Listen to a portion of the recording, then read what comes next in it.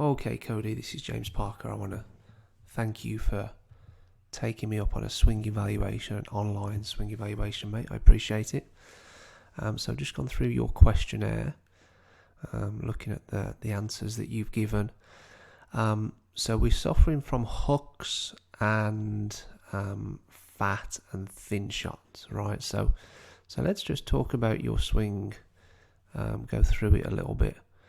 And then kind of give you a diagnosis of where those shots are coming from. So pretty good setup. I like the setup. From face on and down the line. Nothing too drastic going on with regards to the takeaway. Your hands, kind of moving a little bit straight, but certainly at P2, your arms moved inward a little bit, which is what I like to see. But then the club head's outside your hands a little bit there. A lot of people might say that the club face is shut, is closed, but I wouldn't say that. And then you get into a really nice position halfway back, where the club and your hands are kind of going through the base of your bicep. Great position with the arms and the hands and the club face at the top. That's really good. And you make a very, very professional looking transition. And what I mean by that is, if you watch the club and your hands going up that top red line there, the elbow plane line, as you start to come down, you'll see the butt of the club move a little bit more out. Right, so it's still going down, but kind of coming out a little bit, which is what so many of the guys do on tour, right? And then the club head drops a little bit behind you. The shaft shallows out, and then that club starts to come down nicely between the two red lines, and you do a really good job of keeping that club head on that top red line all the way down into impact, right? So you're doing a lot of things really, really well, and then really good. You've cleared very nicely with your hips, hands move left, right arm moves left, exits left, and then shaft comes out well underneath your left shoulder. Flip the club face a little bit, but we'll explain why the club face is turned over a little bit there. We'll explain why that's happening in a second. But a lot of good stuff going on, mate. I mean, if you're averaging 82, your handicap's 10, your potential is a lot greater than that, right? But again, from this angle, pretty good setup. Right hand looks a little bit strong, right? Right hand looks a little bit like, it's difficult to tell on the video, but your right hand looks as though it's wrapped around to the right, maybe a fraction too much. So with in a strong fashion. But then the things I'm looking at from this angle are initially a little bit of movement off the ball. You can see that with your head, right? You can see how that line next to your left ear suddenly in the takeaway and halfway back, little bit of space there, right? So we've moved off the ball a little bit too much to the right. And then as we get up to the top, quite a lot of turn going on, isn't there? Especially with your upper body, so especially with the shoulders, right? It looks like you've turned way too much. That's what it looks like there.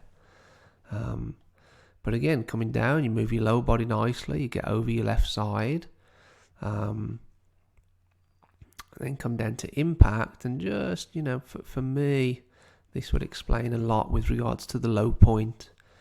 For me, the hands are just a little bit too far back, right? That your left arm and the hands are on that green line and green circle.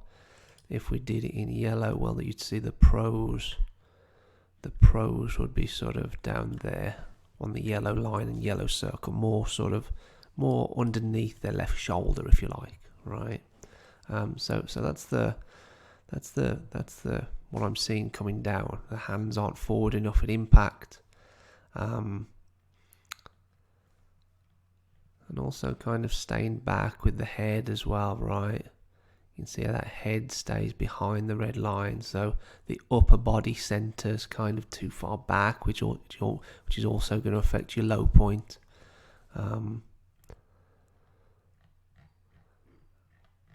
But like I said, a lot of very good stuff going on, right? So the transition is excellent.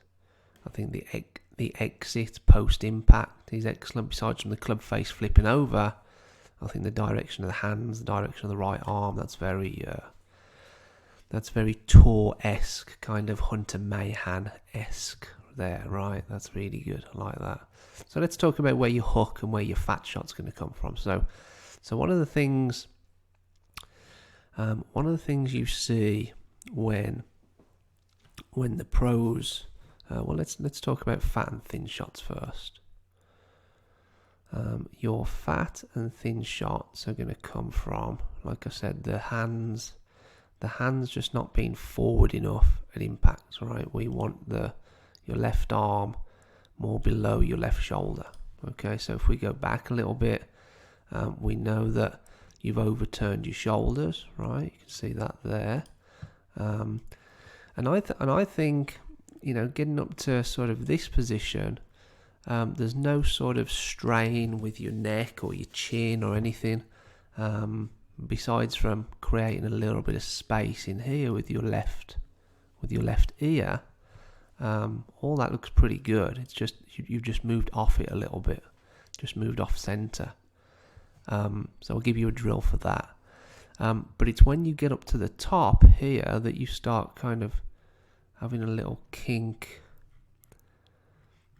Let's put a line there at the top of your cap as well.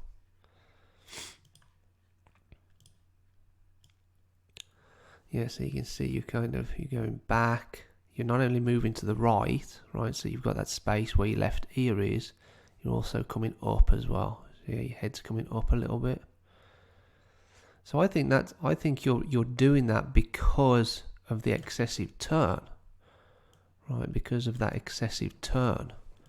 So I think if you just practiced half swing shots, half swing drills, trying to eliminate this space where your left ear is, that would correct the sort of the little kink with your neck and your chin, right? Anyway, coming down. I mean, because I'm looking for things.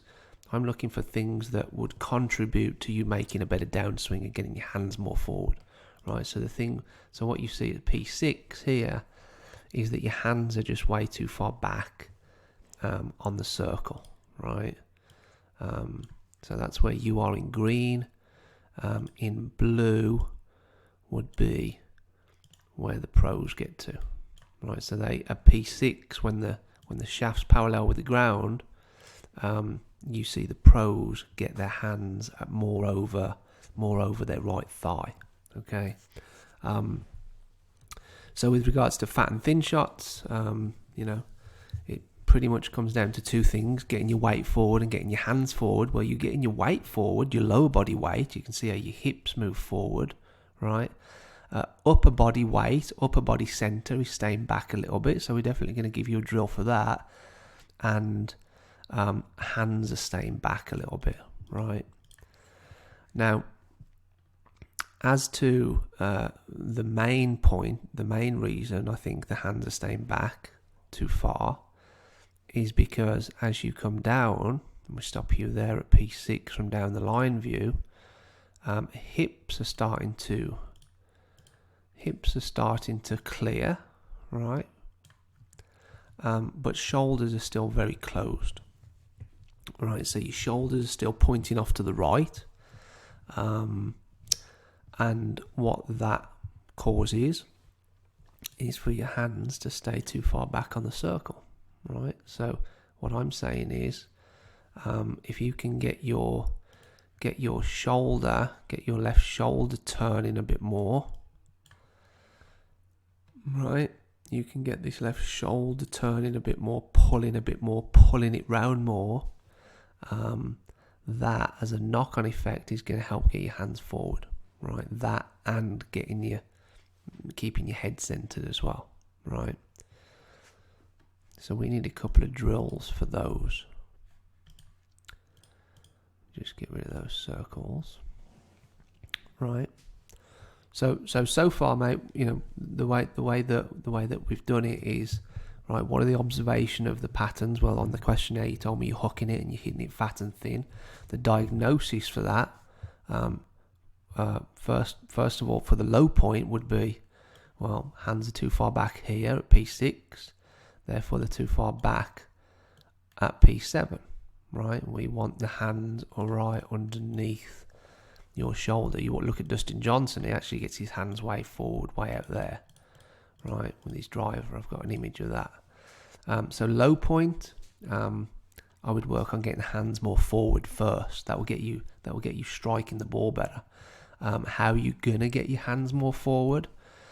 What you're gonna do is we're gonna work on getting down to P6 and not having your shoulders so closed, right? And then if we come down to impact there, you can see how hips have cleared really nicely, right? We can see a little bit of your left butt cheek there, right? So hips have cleared nicely, but shoulders are maybe just back to square.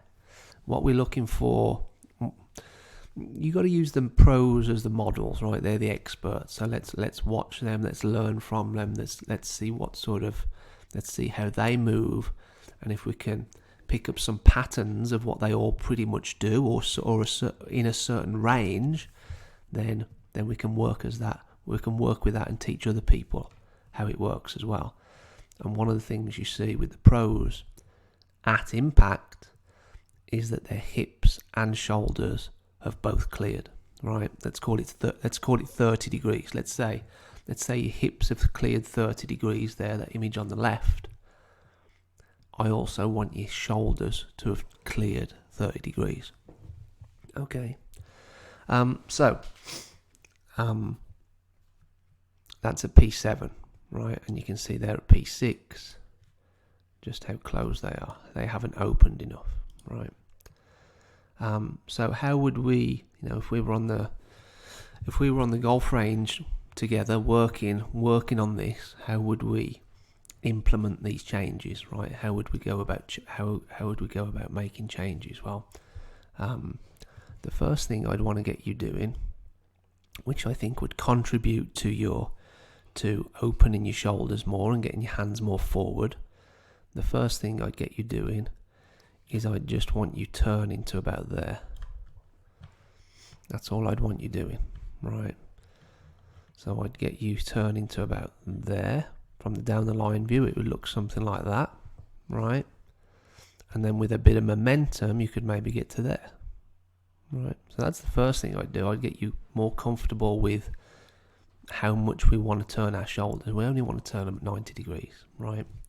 If you turn them too much back, it's going to be difficult for you to actually get them open enough by the time you get down to impact, right? So that's the first thing I'd do. The next thing I'd do is I'd get a T-peg, right? I'd get a T-peg and I'd put a T-peg underneath your left armpit, right there, or a glove, something like that, right?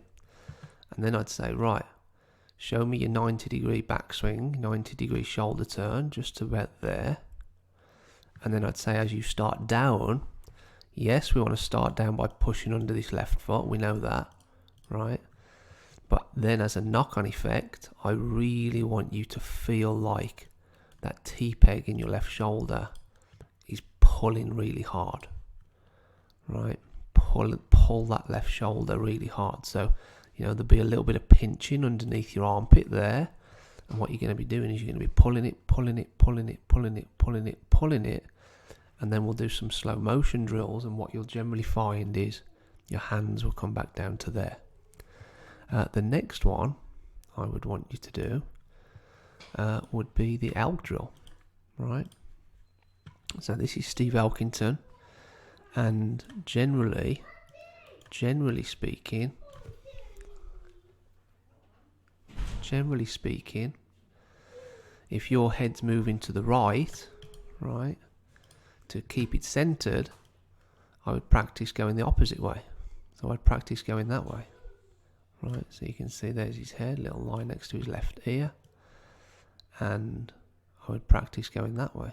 Right, you can see that he's bending backwards this way. Right, that's where I'd want you to practice your backswing and practice that whilst turning your shoulders 90 degrees. Right, and that will keep you nice and centered. You'll stop creating all this space next to your left ear. Right, so that's what I get you doing. So yeah, that elk drill, that one, a little bit more feeling of that going this way with your head towards the target with your head. When you actually hit shots, a little bit of that feeling is just going to help keep your head centered. Right, just going to help keep your head centered. So that's it, mate. That's how I'd go about it. So just to surmise how we'd implement the changes: less shoulder turn on the backswing. We just want to practice getting up to 90 degrees with the shoulders. T-peg under the left armpit, or glove, or something like that. Something that you can feel, something that you know is there, something to kind of make you heighten the awareness a little bit. And then I want you to pull harder with that left shoulder. Right, we've got to get that left shoulder cleared and turned out the way. And then what you'll start to see is your arm come down here and your hands come down here by the time you're at P6. So straight away you'll have turned your shoulders more, right? So your shoulders won't be so closed. Let me get you down the line. So basically, if you come into it and your shoulders are closed, and then they're closed at impact, even though you do a really good job of actually moving your hands left, most people don't do that. Most people carry on and their arm comes out here somewhere and they just flip the club head. You're actually doing a really good job of moving your right arm and your hands left and exiting left. It's just as you come through, you can see how much that face is whipped over, right? We want to try and keep the toe a little bit behind the heel, right, to keep the face a little bit more passive. So I think if you try that, mate, that glove or T-peg under your left arm and pull harder with your left armpit, you'll see your hands come back down over your right thigh, so you'll be striking it better, right? At impact, your hands will be more forward here, right? So instantly you'll be striking it better, and you'll be clearing, you'll be opening your shoulders more, you'll be turning your shoulders more sort of in sequence with your hips at impact and post-impact, instead of your hips really getting past your shoulders. You can see at impact there just how much your hips have opened, but just how square your shoulders are. I want your shoulders out of the way as well by the time you get to impact. All right, mate? Any questions, just shoot me over an email. We can go back and forth if you have any questions, mate. Thanks, Cody.